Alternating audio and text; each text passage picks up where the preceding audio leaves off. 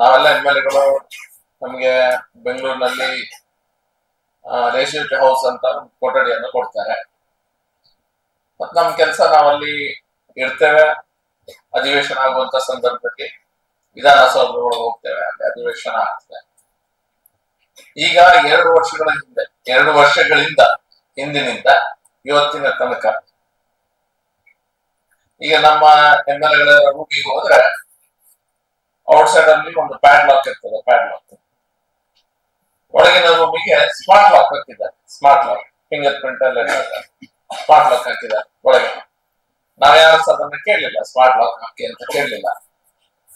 ಅಲ್ಲಿ ವಿಧಾನಸೌಧದಲ್ಲಿ ನಾವು LH ಅಲ್ಲಿ ಎಸ್ಟೇಟ್ ಮ್ಯಾನೇಜರ್ ಕೇಳಿದಾಗ ಇದನ್ನ ಯಾಕೆ ಹಾಕಿದ್ರಿ, ಉಪಯೋಗ ಆಗ್ತಾ ಇಲ್ಲ, ಸ್ಮಾರ್ಟ್ ಲಾಕ್ ಏನ್ ಅಗತ್ಯ ಏನು, ಹೊರಗೆ ಪ್ಯಾಡ್ ಲಾಕ್ ಇದೆ, ಒಳಗೆ ನೀವು ಸ್ಮಾರ್ಟ್ ಲಾಕ್ ಹಾಕಿದ್ದೀರಿ ಯಾಕಂತ ಕೇಳಿದ್ರೆ, ಇಲ್ಲ ಅದು ಸ್ಪೀಕರ್ ಅವರ ಆಫೀಸ್ ಇಂದ ನಮಗೆ ಸೂಚನೆ ಬಂದಿದೆ ಅಂತ ಹೇಳಿದ್ರು. ನಮ್ಮಲ್ಲಿ ಬೆಡ್ಶೀಟ್, ಕರ್ಟನ್, ಪಿಲ್ಲೋ ಯಾರು ಹೇಳಿಲ್ಲ ಚೇಂಜ್ ಮಾಡಿ ಅಂತ, ಎಲ್ಲ ಚೇಂಜ್ ಮಾಡ್ತಾ ಇದ್ದಾರೆ. ನಮ್ಮ LH ಅಲ್ಲಿ ಇರುವಂತ ಕಾರ್ಗಳು, ವಿಧಾನಸೌಧದಲ್ಲಿರುವ ಕಾರ್ಗಳು ಎಲ್ಲ ಅಪೋಸಿಟ್ಗಳನ್ನ ಚೇಂಜ್ ಮಾಡಿದ್ದಾರೆ. ಎಲ್ಲ ಅಪೋಸಿಟ್ಗಳು ಚೇಂಜ್ ಆಗಿದೆ. ಸೀಟ್ ಕವರ್ ಅದು ಇದು ಎಲ್ಲದೂ ಚೇಂಜ್ ಆಗಿದೆ. ನಮ್ಮ ಒಂದು MLA ರೂಮ್ ಅಲ್ಲಿ ಒಂದು ಸ್ಮಾರ್ಟ್ ಇದನ್ನ ಹಾಕಿದ್ದಾರೆ, ಲಾಕರ್, ಸ್ಮಾರ್ಟ್ ಲಾಕರ್ ಹಾಕಿದ್ದಾರೆ. ನಾವ್ಯಾರು ಕೇಳಲಿಲ್ಲ, ಸ್ಮಾರ್ಟ್ ಲಾಕರ್ ಎಲ್ಲ ರೂಮ್ ಅಲ್ಲಿ ಇಟ್ಟಿದ್ದಾರೆ. ಇದನ್ನ ನಾವು ಮಾರ್ಕೆಟ್ ನಲ್ಲಿ ಎಷ್ಟು ಅಂತ ನೀವು ಆನ್ಲೈನ್ ಅಲ್ಲಿ ನೋಡಿದ್ರೆ ಅದರ ರೇಟ್ ಡಿಫರೆನ್ಸ್ ಎಷ್ಟಿದೆ ಅಂತ. ಸ್ಮಾರ್ಟ್ ಡೋರ್ ಲಾಕ್ಸ್ ಗೆ ಗವರ್ಮೆಂಟ್ ಇಂದ ಕೋಡ್ ಏನ್ ತಗೊಂಡಿದ್ದಾರೆ, ಇವ್ರು ಹಾಕಿದ್ದಾರೆ 49,000 ಹಾಕಿದ್ದಾರೆ. ನೀವು ಮ್ಯಾಕ್ಸಿಮಮ್ ಮಾರ್ಕೆಟ್ ಅಲ್ಲಿ ನೀವು ಹೋಗಿ ಗೂಗಲ್ ಅಲ್ಲಿ ಆನ್ಲೈನ್ ಆಗಿ ನೀವು ಪರ್ಚೇಸ್ ಮಾಡ್ಲಿಕ್ಕೆ ಅಮೆಝಾನ್ ಬೇರೆ ಬೇರೆ ನೋಡಿದ್ರೆ 16,600 ರೂಪಾಯಿ ಇದೆ ಈ ಲಾಕ್ಸ್ ಗೆ. ಸ್ಮಾರ್ಟ್ ಸೇಫ್ ಲಾಕರ್ಸ್ ಏನ್ ಹಾಕಿದ್ದಾರೆ, ಸೇಫ್ ಲಾಕರ್ಸ್, ಅದಕ್ಕೆ 35,000 ಗವರ್ಮೆಂಟ್ ಕೊಟ್ಟಿದೆ. ಇವರು ಹಾಕಿದ್ರಲ್ಲಿ 8,100 ರೂಪಾಯಿ ಮಾರ್ಕೆಟ್ ಅಲ್ಲಿ ಹೊರಗಡೆ ಸಿಗ್ತದೆ. Energy solution, smart energy solutions ಹಾಕಿದ್ದಾರೆ 19,500 ರೂಪಾಯಿ. ಅದಕ್ಕೆ ಗವರ್ಮೆಂಟ್ ರೇಟು, ಮಾರ್ಕೆಟ್ ಅಲ್ಲಿ 30,000 ಸಿಗ್ತದೆ. ಸ್ಟೇನ್ಲೆಸ್ ಸ್ಟೀಲ್ ವಾಟರ್ ಪ್ಯೂರಿಫೈರ್ ಹಾಕಿದ್ದಾರೆ 30,000. 9,500 ಗವರ್ಮೆಂಟ್ ಕೋಡ್. ಮಾರ್ಕೆಟ್ ಅಲ್ಲಿ ಮ್ಯಾಕ್ಸಿಮಮ್ ರೇಟ್ ನೀವು ಆನ್ಲೈನ್ ಅಲ್ಲಿ ಚೆಕ್ ಮಾಡಿದ್ರೆ 30,000 ಸಿಗ್ತದೆ. ಸ್ಟೇನ್ಲೆಸ್ ಸ್ಟೀಲ್ ವಾಟರ್ ಪ್ಯೂರಿಫೈರ್ 65,000 ಇದೆ.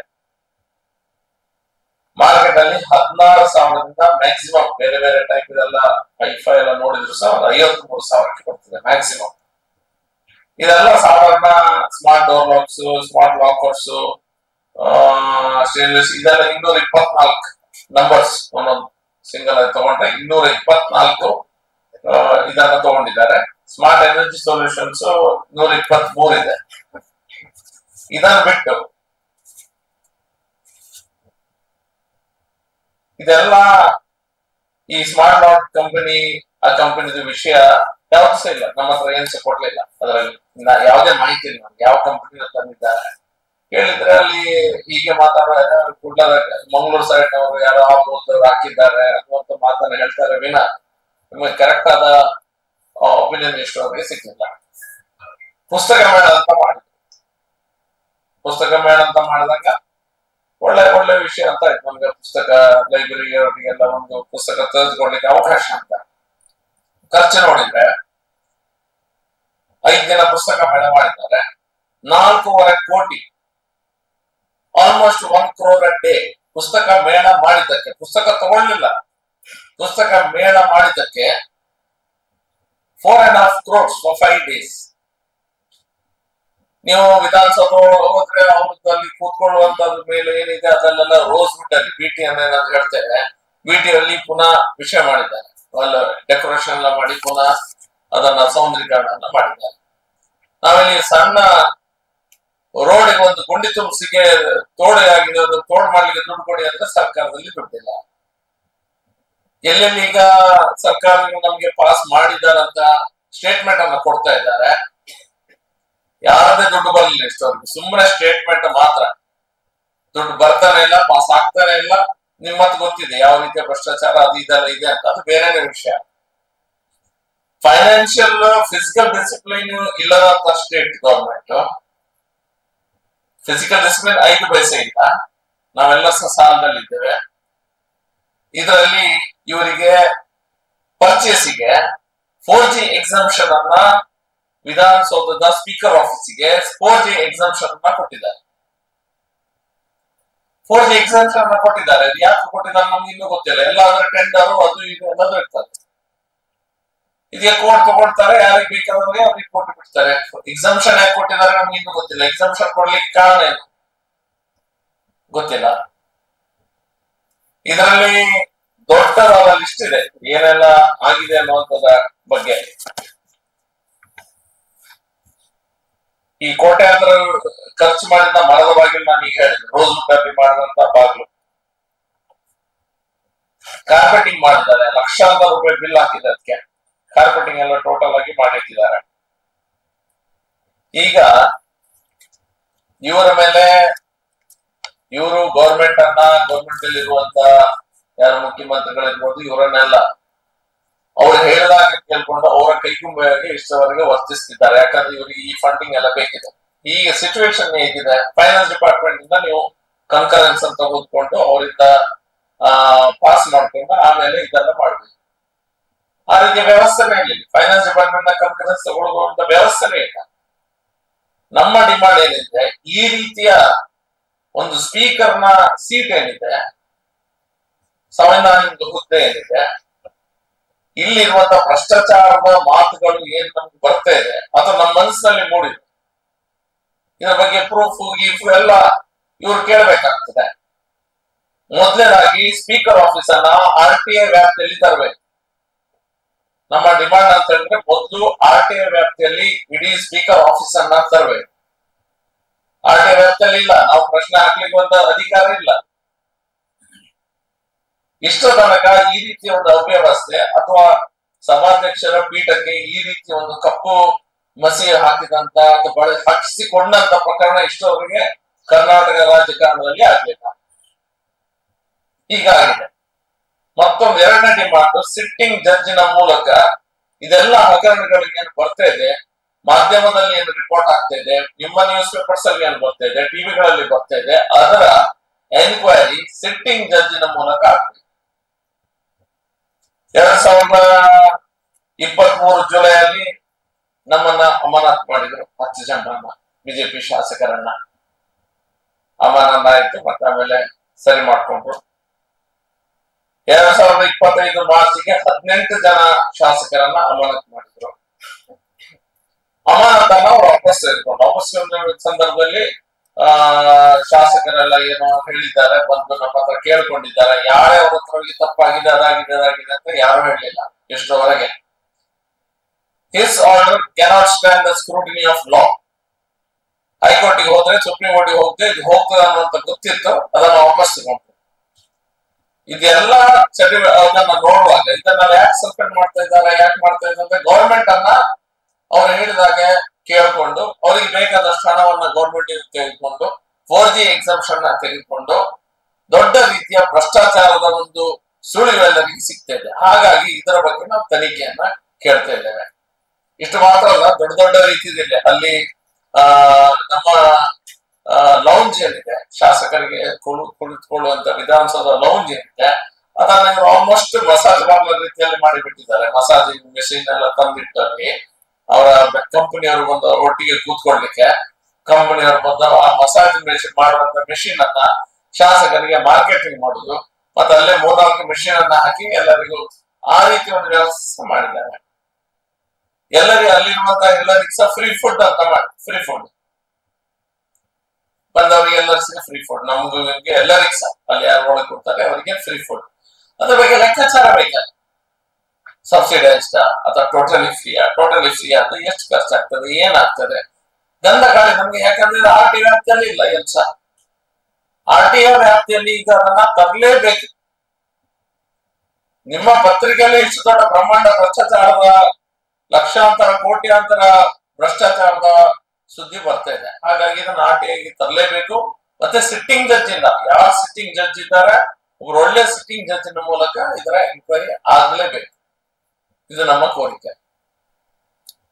4G ಎಕ್ಸಾಮ್ಷನ್ ಆಗಿದ್ದಂತೂ ನಮಗೆ ಇನ್ನೂ ಅರ್ಥನೇ ಆಗ್ತಿಲ್ಲ. ಹೇಗೆ ಸೆಕ್ರೆಟರಿ ಅವರಿಗೆ 4G ಎಕ್ಸಾಮ್ಷನ್ ಕೊಟ್ರಂತ, ಯಾಕೆ ಕೊಟ್ರಂತ? ಟೆಂಡರ್ ಕರಿಬಹುದಿತ್ತಲ್ಲ, ಓಪನ್ ಆಗಿ ಮಾಡಬಹುದಿತ್ತು, ಓಪನ್ ಪ್ರೊಸೀಜರ್ ಮಾಡಬಹುದಿತ್ತು. ಆ ರೇಟಿಗೂ ಈ ರೇಟಿಗೂ, ಮಾರ್ಕೆಟ್ ರೇಟಿಗೂ ಗೌರ್ಮೆಂಟ್ ಕೋರ್ಟಿಗೂ ಅಷ್ಟು ಡಿಫರೆನ್ಸ್ ಇದೆ ಅಂತ ಹೇಳಿದ್ರೆ ಅರ್ಥ ಏನು? ಇದು ನಾನು ಖಾಲಿ ಮೇಲಿನ ಮೇಲೆ ಹೇಳ್ತಾ ಇದ್ದೇನೆ. ಎಲ್ಲರೂ ಚೇಂಜ್ ಮಾಡಿ ಕೊಡ್ತಾರೆ. ನನಗೆ ಒಂದು ಹೇಳಿದ್ರೆ ಇದು ಬಂದಿದೆ, ಸಿಟ್ಟಿಂಗ್ ಚೇರ್ಸ್ ಎಷ್ಟು ಬಂದಿದೆ, ಈ ಆಫೀಸಲ್ಲಿ ಹಿಂದೆ ಆರ್ಮ್ ಚೇರ್ಸ್ ಒಂದು ದೊಡ್ಡದು ಬರ್ತದಲ್ಲ, ಅದ್ರ ಆಫೀಸ್ ಅದು ಚೇರ್ಸ್ ಬಂದಿದೆ. ನನ್ನ ರೂಮಲ್ಲಿ 2 ಚೇರ್ ಇದೆ. ನಮ್ಗೆ ಯಾಕೆ ಚೇರ್ ಇದೆ ಅಂತ ಗೊತ್ತಿಲ್ಲ. ಎಲ್ಲ ಬಂದು ಹಾಕಿ ಇಟ್ಟು ಹೋಗ್ತಾರೆ. ಇರೋದು ಒಂದೇ ಮೇಲೆ. ಮತ್ತೆ ಈ ಕುಶನ್ ಚೇರ್ ಇತ್ತು, ಅದನ್ನ ತಗೊಂಡು ಹೋಗ್ತಾರೆ. ಈಗ ಮತ್ತೊಂದು ರೀತಿಯ ಚೇರ್ ಅನ್ನು ಒಳಗೆ ತಂದಿಟ್ಟಿದ್ದಾರೆ. ಎಲ್ಲ ಟೋಟಲ್ ಕರ್ಟನ್ ಗಿಟನ್ ನೀವು ಹೇಳಿದ್ರೆ ಪಟ್ಟ ಸಿಗ್ತದೆ. ನಮ್ಗೆ ಬೇಡ, ಅಗತ್ಯನೇ ಇಲ್ಲ. ನೀವು ಬೆಡ್ಶೀಟ್ ಅನ್ನ ಡೈಲಿ ಇವರು ಚೇಂಜ್ ಮಾಡ್ತಾ ಕೂತ್ಕೊಳ್ತಾರೆ, ಹೊಸ ತಗೊಂಡು. ಅಗತ್ಯನೇ ಇಲ್ಲ, ನಾಟ್ ರಿಕ್ವೈರ್ಡ್. ನೀವು ಕರೆಕ್ಟ್ ಆಗಿ ನೀವು ವಿಧಾನಸೌಧ ಬಂದು ನಾನು ಎಲ್ಲ ಚೌಕ್ ಕರ್ಕೊಂಡು ಹೋಗ್ತೇನೆ. ಹೊರಾಂಗಣದಲ್ಲಿ ನಾಯಿ ತಿರುಗಾಡ್ತಾ ಇರ್ತದೆ ಆಚೆ. ಇವರು ಸ್ಮಾರ್ಟ್ ವಾಟರ್ ಹಾಕಿದ್ದಾರೆ ಒಳಗೆ, ನಾಯಿಗಳು ಇನ್ನೂ ಸಹ, ನಾಟ್ ಜೋಕಿಂಗ್.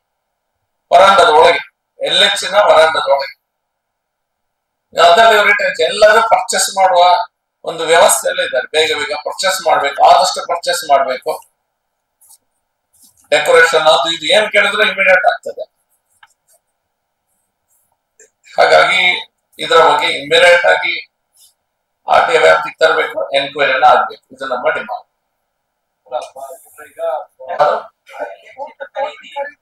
ಅಂದ್ರೆ ನಾವು RTI ಹಾಕಿದಾಗ RTI ಒಳಗೆ ಬರ್ತಾ ಇಲ್ಲ. ಈ ಫಸ್ಟ್ ಡಿಫರೆನ್ಸ್ ನಾನು ನಿಮ್ಗೆ ಹೇಳಿದೆ. ಉಳಿದದೆಲ್ಲ ಅದು ನೀವು ಟೋಟಲ್ ಕೋಟ್ಯಾಂತರದಲ್ಲಿ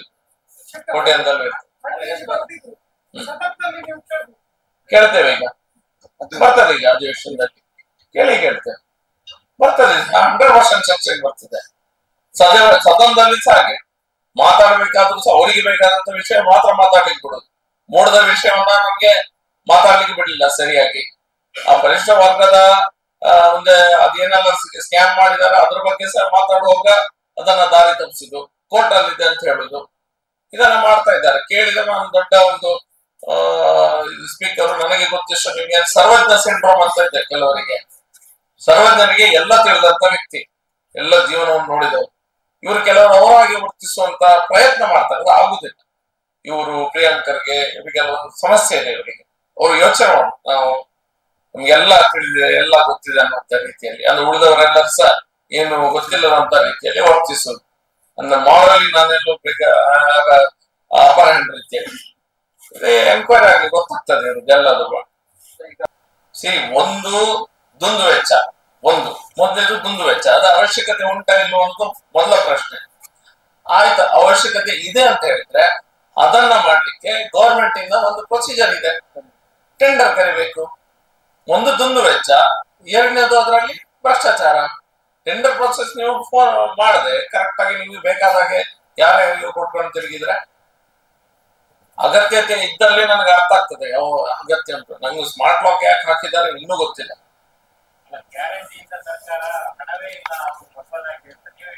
ನಾನು ಹೇಳಿಲ್ಲ, ನಾನು ಸರ್ಕಾರ ಹಣದ ಫಿಸಿಕಲ್ ಡಿಸಿಪ್ಲಿನ್ ಇಲ್ಲದೆ ಫೈನಾನ್ಷಿಯಲಿ ಸರ್ಕಾರ ಮುಳುಗಿ ಹೋಗಿದೆ. ಶ್ವೇತಪತ್ರವನ್ನು ಹೊರಡಿಸಿ ಅಂತ ಎಷ್ಟೋ ಸಾರಿ ಕೇಳಿದ್ದೇವೆ, ಹೊರಡಿಸ್ತಾ ಇಲ್ಲ. ಯಾವುದೇ ವರ್ಗಿಗೆ ದುಡ್ಡು ಕೊಡ್ತಾ ಇಲ್ಲ. ಯಾವ ಕಾರಣಕ್ಕಾಗಿ ಅವ್ರ ಹತ್ರ ದುಡ್ಡು ಇಲ್ಲ ಅವರೇ ಹೇಳ್ಬೇಕು. ಹೌದು, ಅದೇ ನಮ್ದು ಅಬ್ಜೆಕ್ಷನ್. ನೀವು ಇಷ್ಟು ನಮ್ಗೊಂದು ಸಣ್ಣ ರಸ್ತೆ ಮಾಡ್ಲಿಕ್ಕೆ ನಾವು ಅಲ್ಲಿ ಹೋಗಿ ಖಾದರ್ ಹೇಳಿದ್ರು, ನನಗೆ ನೆನಪಿದೆ ಇನ್ನು ಸಹ. ಇದೇ ಸ್ಪೀಕರ್ ಖಾದರ್ ಅವರು ಹೇಳಿದ್ರು, ನೀವು ಫೈಲ್ ಅನ್ನ ತೆಗೆದುಕೊಂಡು ಟೇಬಲ್ ಇಂದ ಟೇಬಲ್ಗೆ ಹೋಗ್ಬೇಕು.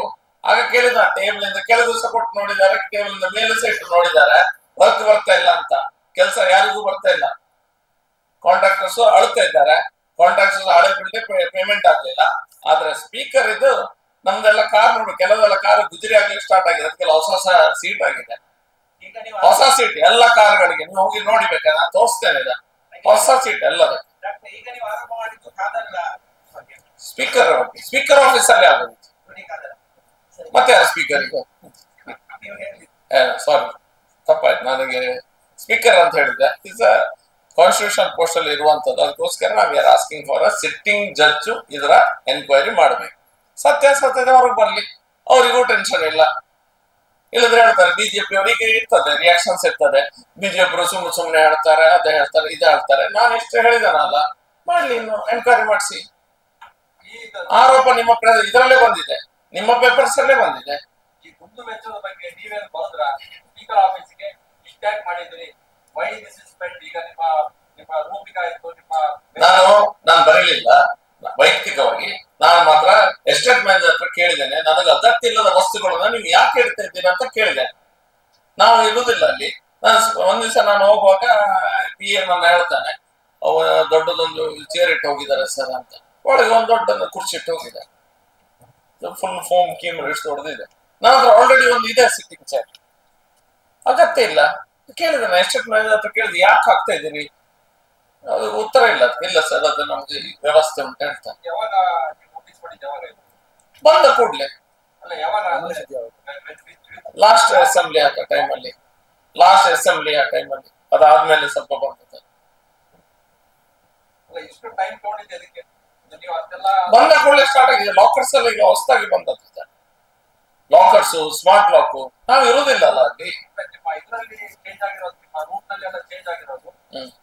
ಶಿಟ್ಟು ಅದೆಲ್ಲ ಉಂಟಲ್ಲ ನಿರಂತರವಾಗಿ ನಾವು ಕೇಳಿದಾಗ ಅದೆಲ್ಲ ಕೆಲವು ಸತಿ ಆಗ್ತದೆ ಡ್ಯಾಮೇಜ್ ಆಗಿದ್ರೆ ಚೇಂಜ್ ಮಾಡೋದು ಸರಿ ಇದೆ ಅದು ಇದು ಎಲ್ಲ ಕರ್ಟನ್ ಗಿಟನ್ ಎಲ್ಲ ಚೇಂಜ್ ಮಾಡ್ಬೇಕಂತ ದೊಡ್ಡ ರೀತಿಯಲ್ಲಿ ಬಂದು ನಾನು ಬಿಡ್ಲಿಲ್ಲ ಫಸ್ಟಿಗೆ ಪಿ ಹತ್ರ ಹೇಳಿದ್ರು ಅಗತ್ಯ ಇಲ್ಲದನ್ನು ಇಡಬೇಡ ಅಂತ ಹೇಳಿ ಅಗತ್ಯ ಇಲ್ಲ ನನಗೆ ಅಗತ್ಯ ಇದ್ರೆ ನೋಡ್ತೇನೆ ಪಬ್ಲಿಕ್ ಟ್ಯಾಕ್ಸ್ ಮನಿ ಅದು ಮತ್ತೊಂದ್ಸರಿ ಬರುವಾಗ ಸರ್ ಲಾಕ್ ಏನೋ ಚೇಂಜ್ ಮಾಡ್ತಾ ಇದೆ ಅಂತ ಹೇಳಿದೆ ಫೋನ್ ನಾವು ರೂಮಿಗೆ ಹೋಗುದು ಬೆಂಗಳೂರಿಗೆ ಹೋದ್ರೆ ಮಾತ್ರ ಲಾಕ್ ಚೇಂಜ್ ಮಾಡ್ತಾ ಇದ್ದಾರೆ ಯೋಚನೆ ಮಾಡಿದ್ರೆ ಸ್ಮಾರ್ಟ್ ಲಾಕ್ ಹಾಕಿದ್ದಾರೆ ಬರುವಾಗ ಅದು ಎಲ್ಲಿ ಒಳಗಿದ್ದ ರೂಮಿಗೆ ಮತ್ತೊಂದು ಲಾಕರ್ ಅನ್ನು ಇಟ್ಟೋಗಿದ್ದಾರೆ ಒಳಗೆ ಇಟ್ಟೋಗಿದ್ದಾರೆ ನಾನು ಎಸ್ಟೇಟ್ ಮ್ಯಾನೇಜರ್ ಅಂತ ಕೇಳಿದೆ ಯಾಕೆ ಅಂತ ಕೇಳಿದಾಗ ಅದು ಇಲ್ಲ ಸರ್ ಎಲ್ಲರಿಗೂ ಬಂದಿದೆ ಎಲ್ಲ ರೂಮಿಗೂ ತಂದು ಇಟ್ಟಿದ್ದಾರೆ ಅದು ಸರ್ಕಾರದಿಂದನೇ ಇದು ಸ್ಪೀಕರ್ ಆಫೀಸ್ ಬಂದಿದೆ ಅಂತ ಹೇಳಿದ್ರು ಮ್ಯಾಟರ್ ಆಫ್ ಟೈಮಿಂಗ್ ನೀವು what your asking is matter of timing ನಿನ್ನೆ ಯಾಕೆ ಹೇಳಲಿಲ್ಲ ನೋಟಿಸ್ ನಮ್ಗೆ ಆಗ ಬಂದಾಗ ಆಗಿದೆ ಬಟ್ ಇದೆಲ್ಲ ಆರ್ ಟಿ ಐ ವ್ಯಾಪ್ತಿಯಲ್ಲಿ ಬರುವುದಿಲ್ಲ ಅಂತ ಕಾಂಟ್ ರಿಮೆಂಬರ್ ಕರೆಕ್ಟ್ ಆಗಿ ಒಂದು ನೋಡಿದ್ರೆ ಗೊತ್ತಾಗ್ತದೆ ಎಷ್ಟಾಗಿ ಯಾವ ಟೈಮಲ್ಲಿ ಯಾವ ಬಂದಿದೆ ಅದಕ್ಕೆ ಅದು ನಿರಂತರವಾಗಿ ಬರ್ತಾ ಇದೆ ಆಮೇಲೆ ಇದಂತೂ ಈಗ ನೀವು ಇದನ್ನ ಹೇಳಿದ್ರಲ್ಲ ಪುಸ್ತಕ ಬೇಡ ಮತ್ತೆ ಈಗ ನೀವು ಅಂದಿದ್ರೆ ಅದು ಆಯ್ಕೆ ಮಾಡಿದ್ರು ಸರ್ ಈಗ ಬೇಸಿಕಲಿ ಟೆಂಡರಿಂಗ್ ಪ್ರೋಸೆಸ್ ಆದ್ಮೇಲೆ ಅಂತ ಈಗ ಟೆಂಡರಿಂಗ್ ಪ್ರೋಸೆಸ್ ಆಗ್ಲಿಲ್ಲ ಅಂತ ಹೇಳಿದ್ರೆ ಈ ಪ್ರೊಸೀಜರ್ ಇವರು ಟೆಂಡರ್ 4G ಎಕ್ಸಾಮ್ಷನ್ ಅಲ್ಲಿ ತಕೊಂಡು ಮಾಡಿದಾರ ಅಂತ ಯಾರಿಗೂ ಗೊತ್ತಿಲ್ಲ ಯಾರಿಗೂ ಗೊತ್ತಿಲ್ಲ ನಮಗೆ ಆರ್ ಟಿ ಐ ಹಾಕಿದಾಗ ಗೊತ್ತಾಯ್ತು ಆರ್ ಟಿ ಐ ವ್ಯಾಪ್ತಿಗೆ ಬರುದಿಲ್ಲ speaker office R T I ಹಾಕಿದ್ರೆ ನಿಮ್ಗೆ ಯಾವುದೇ ಉತ್ತರ ಸಿಕ್ಕುದಿಲ್ಲ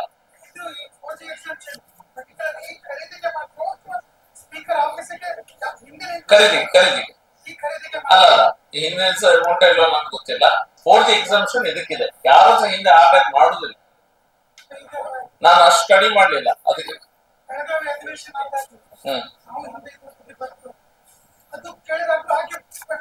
4G ಎಕ್ಸಾಮ್ಷನ್ ಅದು ತುರ್ತಾಗಿ ಇದು ತುರ್ತಿಲ್ಲಲ್ಲ ಇದಕ್ಕೆ ತುರ್ತಿಲ್ಲ ಈಗ 4G ಎಕ್ಸಾಮ್ಷನ್ ಮಳೆ ಹಾನಿ ಆದಂತ ಸಂದರ್ಭದಲ್ಲಿ ನೆರೆ ಬಂದಂತ ಸಂದರ್ಭದಲ್ಲಿ 4G ಎಕ್ಸಾಮ್ಷನ್ ಕೊಡ್ತಾರೆ ಯಾಕಂತ ಹೇಳಿದ್ರೆ ದೊಡ್ಡ ಡ್ಯಾಮೇಜ್ ಆಗಿರ್ತದೆ ಟೆಂಡರ್ ಪ್ರೋಸೆಸ್ ಆಗೋದು ತುಂಬಾ ಲೇಟ್ ಆಗ್ತದೆ ಅದಕ್ಕೋಸ್ಕರ 4G ಎಕ್ಸಾಮ್ಷನ್ ತುರ್ತು ದಟ್ ಇಸ್ ಎಕ್ಸಾಕ್ಟ್ ವರ್ಡ್ ನೀವು ಹೇಳೋದು ಸರಿ ಇದೆ ತುರ್ತೇನಿದೆ ಇದರಲ್ಲಿ ತುರ್ತೆ ಇಲ್ಲ ಏನು ತುರ್ತೆ ಇಲ್ಲ ನಾನು ಹೋಗುವ ಕಾರಿದು ಸೀಟ್ ಕವರ್ ತುರ್ತೇನಿದೆ ಅದರಲ್ಲಿ ಆರಾಮ್ಸೆ ಮಾಡ್ಬೋದಲ್ಲ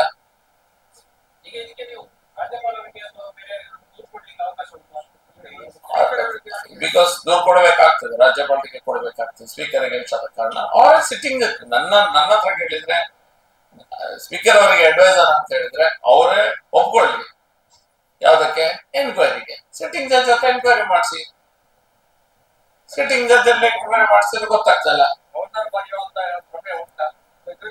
ಗವರ್ನರ್ಗೆ ನಾವು ಬರೀತೇವೆ ಮೀಟಿಂಗ್ ಮಾಡಿ ಸ್ಪೀಕ್ ಮಾತಾಡ್ಬೇಕಷ್ಟೇ ಮಾತಾಡ್ಲಿಕ್ಕಿದ್ದೇವೆ ಅದೇನಾಗ್ತದೆ ನೋಡುವಾಗ ಡ್ಯೂ ಪ್ರೋಸೆಸ್ ಇದೆ ಲೀಗಲ್ ಏನೆಲ್ಲ ಮಾಡ್ಬೋದು ನಾವು ಮಾಡ್ತೇವೆ ಇದರಿಂದ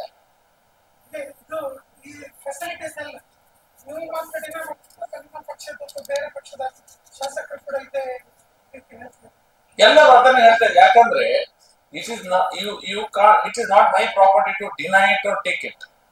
The government ಇದು ಟ್ಯಾಕ್ಸ್ ಬೇಸ್ ಮನಿಯಿಂದ ತಗೊಂಡಂತ ರಿಕ್ವೈರ್ಮೆಂಟ್ ಇಲ್ಲ ಅಂತ ಹೇಳು. ಅವಶ್ಯಕತೆ ಇಲ್ಲ, ಅದ್ರದ್ದು ಅವಶ್ಯಕತೆ ಇದೆಯಾ ಕೇಳು.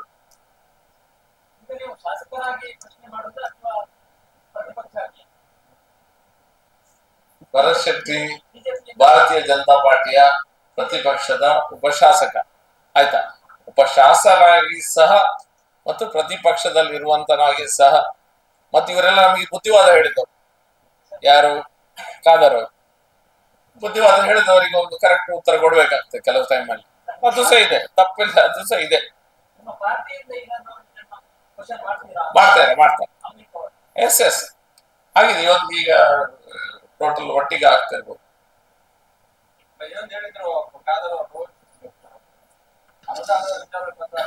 ಟೇಬಲ್ ಶಾಸಕರು ಟ್ರೈ ಮಾಡಬೇಕು, ಶಾಸಕರು ಆಗುದಿಲ್ಲ ಅಂತ ಅಂದಿದ್ರು. ನಮ್ಮ ಎಫರ್ಟ್ ಇಂದ ಆಗ್ತಾ ಇದೆ ಬಿಟ್ರೆ ಇದು ನನ್ಗೇನು ಸರ್ಕಾರದಿಂದ ಅಂತ ಅಂತಿದ್ರು. ಅಂದ್ರೆ ಮೊದಲ ಶಾಸಕರು ಆ ರೀತಿ ಎಫರ್ಟ್ ಆಗ್ತಾ ಇಲ್ಲ ಅಂತ ಇದನ್ನ ಹೇಳಿದ್ರು. ಅಂದ್ರೆ ಅವರ ಪಾರ್ಟಿ ಶಾಸಕರು ಆಗ ಎಫರ್ಟ್ ಆಗ್ತಾ ಇಲ್ವಾ? ಅವರ ಪಾರ್ಟಿಯವರೇ ಜಾಸ್ತಿ ಬಂದು ನಮ್ಮ ಹತ್ರ ಹೇಳುದು, ಏನಾದ್ರು ಮಾಡಿ ಮಾರ, ಸ್ವಲ್ಪ ಏನಾದ್ರು ಗಲಾಟೆ ಮಾಡಿ, ನಿಮ್ಗೆ 5 ಸಿಕ್ಕಿದ್ರೆ ನಮ್ಗೆ 10 ಸಿಕ್ಬೋದು ನಮ್ಮ ಏರಿಯಾಕ್ಕೆ ಅಂತ ಅವ್ರ ಪಾರ್ಟಿಯವರು ಹೇಳುದು. ಯಾರು? ನಿಮ್ ಪೇಪರ್ ಅಲ್ಲಿ ಬಂದಿದೆ.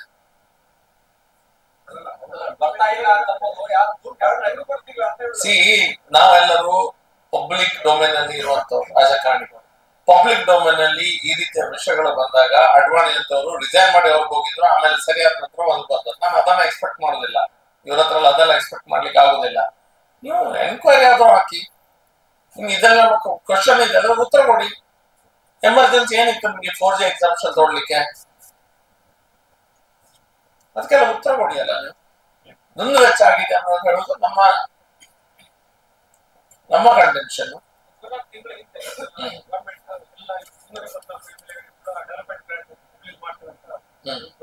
ಹೌದು, ಚೂರು ಬರಲಿಲ್ಲ, ಏನು ಅದ್ರ ವಿಷಯದಲ್ಲೇ ಇಲ್ಲ. ಈಗ ಅಲ್ಲಿ ನೀವು ಬರಬೇಡಿ, ಕಾಂಟ್ರಾಕ್ಟ್ ಕಳಿಸಿ ಹೇಳ್ತಾರೆ. ಅದು ಅವ್ರು ಹೋಗ್ತಾ ಇಲ್ಲ, ಅದು ಆಗ್ತಾ ಇಲ್ಲ. ಯಾರಿಗೆ ಸರ್ ಆಫ್ ದ ರೆಕಾರ್ಡ್ ಹೇಳಿದ್ದು ಅಲ್ಲಿ ಏನಾಗಿದೆ ಅಂತ ಹೇಳಿದ್ರೆ, ಯಾರಿಗೆ ಇಷ್ಟವರೆಗೆ ದುಡ್ಡು ರಿಲೀಸ್ ಆಗ್ತಾ ಇಲ್ಲ. ಮೈನಾರಿಟಿ ಫಂಡ್ ರಿಲೀಸ್ ಆಗಿದೆ, ಮೈನಾರಿಟಿ ಫಂಡ್ ಕೆಲವು ಕಡೆ ರಿಲೀಸ್ ಆಗಿದೆ. ಅದರ 30-40% ಬರ್ತದೆ, ಅದೆಲ್ಲ ಪ್ರೊಸೀಜರ್ ಇದೆ, ಅದ್ರ ಬಗ್ಗೆ ರಿಲೀಸ್ ಆಗಿದೆ. ಪಂಚಾಯತ್ ರಾಜ್ ಮತ್ತು ಇದ್ರ ಕೊಟ್ಟದ್ದು ವರ್ಕ್ ಲಿಸ್ಟ್ ಎಲ್ಲ ಹೋಗಿದೆ, ಅಪ್ರೂವಲ್ ಆಗಿದೆ. ಇದು 1 ವರ್ಷ ಆಗ್ತಾ ಬಂತು, ಈಗ ಇನ್ನೂ ರಿಲೀಸ್ ಆಗಿಲ್ಲ. ಮುಖ್ಯಮಂತ್ರಿ ಅವರು ಮೊನ್ನೆ 25 ಜನ ಹೇಳಿದ್ರು, ಅದು ಸಹ ಪ್ರೊಸೆಸ್ ಆಗಿದೆ. ಅದು ತೋರ್ತಾ ಇಲ್ಲ ಎಲ್ಲಿ ಸಹ, ಯಾರಿಗೆ ಸಹ ಹಿಂದೆ ಬರ್ಲಿಲ್ಲ ಇನ್ನು ಸಹ.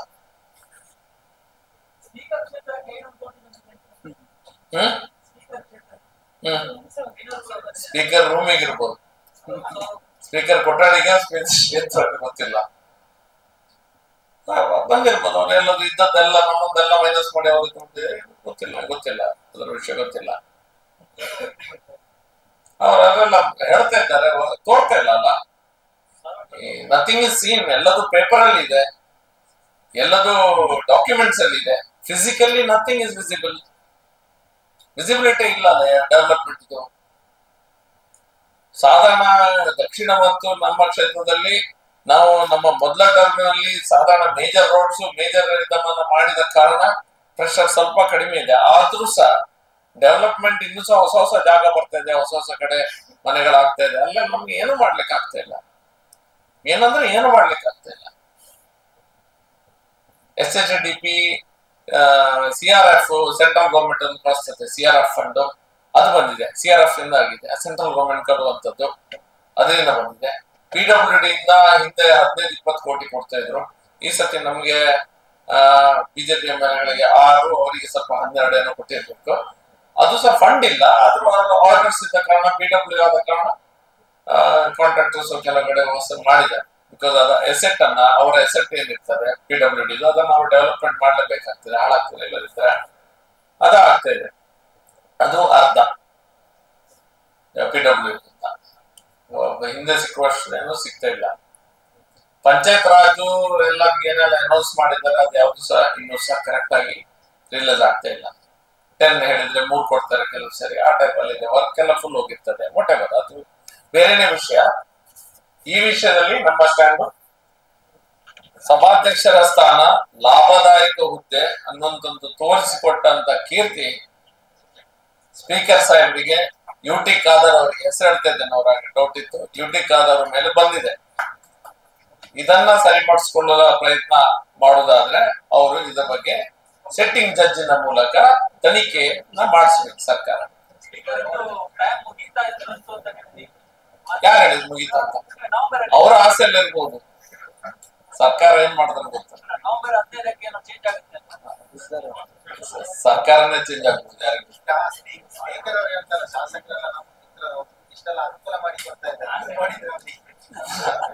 ಅಲ್ಲ, ಅನುಕೂಲ ಮಾಡುದು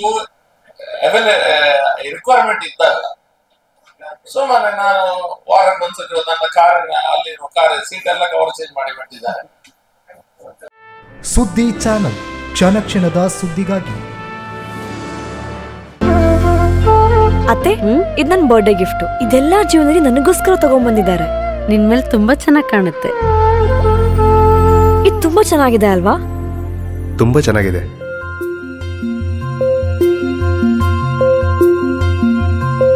It will look really good on you. Amma? Huh? Mother is always son's first love.